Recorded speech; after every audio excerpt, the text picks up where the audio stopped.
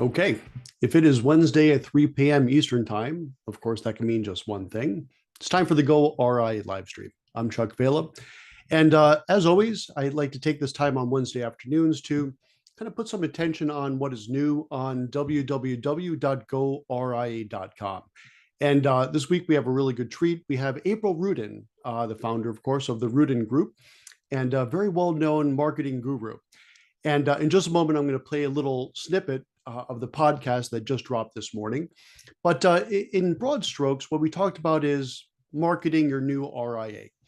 Now, a lot of the things we do here on goRIA can, of course, be applicable to the BD side of things, right? So it's not all just RIA.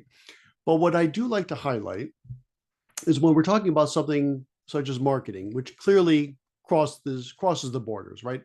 BD advisors market, RIA advisors market. But what we do talk about in this podcast with April are some of the differences, and some of them are not insignificant, on how you're able to market your RIA, perhaps with some more freedoms that you would perhaps not have in the BD space. But here's a little taste of what April and I talked about. Okay, with that said, April, welcome to the show. Thanks, Chuck. Great to see you, and it's a pleasure to be here on my favorite topic, marketing. Oh, and my favorite topic, RIA. It's like the Reese's Peanut Butter Cup, goes better together, right? Totally. That's us. So having said that, and I'm really glad that you've taken some time to be on the show here. I know you are the marketing guru. So how have you seen marketing in the RIA space, perhaps different, compare and contrast, if you will, to the broker-dealer space? What would you say about that? Well, the main difference is, of course, that for independent RIAs, they are more or less in charge of their own marketing, which can be very good. It's definitely less compliance driven. It's definitely more ability to be creative and a greater ability to be more personalized in terms of your marketing, your outreach, and your brand and all of that. On the other hand, though, many people who do go RIA are not sure about marketing. So that the guidance and the way that you do that needs to be very carefully drawn out. So I always like to say the planners need a plan on that as well. And so I think that really is the fundamental those are the two big differences there. Mm-hmm. So definitely sort of a good news, bad news, right? I guess the good news is you could do whatever you want. Maybe the bad news is you could do whatever you want. So it's going from I am so limited, I can't do this, I can't do that, to now you're almost like a kid in a candy store, right? You can do all kinds of stuff. You want to do a podcast? Do it. You want to do some live streams? Do it. You want to do a blog? Do it. But now you have to almost pare it down, right? It gets a bit like drinking from a fire hose. What kind of guidance would you give advisors looking to go RIA as they're now putting together a marketing plan that has less restrictions, but also perhaps maybe some pitfalls they got to watch out for?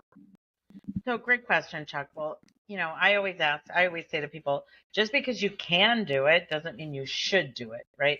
So just like everyone else, RIAs and financial advisors have a lot of different competing priorities for their time.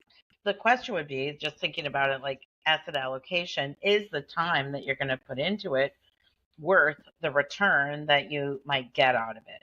So I think it's really important to think about marketing and all the elements of a marketing plan. Sometimes I like to think of it like vegetable soup, right? You're going to put in a bunch of different vegetables, taste it, and then you can correct for that because we have digital now. So you're not as committed to, printed brochures and some of the things that were more prevalent for marketing in the old days. The other thing so again, that's just a little taste of what April and I chatted about. But if you go to www.goria.com, you'll be able to hear the full podcast that just dropped this morning. And while you're there at goria.com, check out some of the recent podcasts we've had. We had some great ones. Michael Kitts is one that we just dropped the week before last. Diana Cabrisi. Oh boy, there's a whole bunch here. I'm kind of, there's just so many, they all don't come to mind. So go to www.goria, check them out, and I don't think you'll be disappointed. So until next week, on behalf of goRIA, fueled by investment news, I'm Chuck Vela, and I will see you soon. Thanks for tuning in.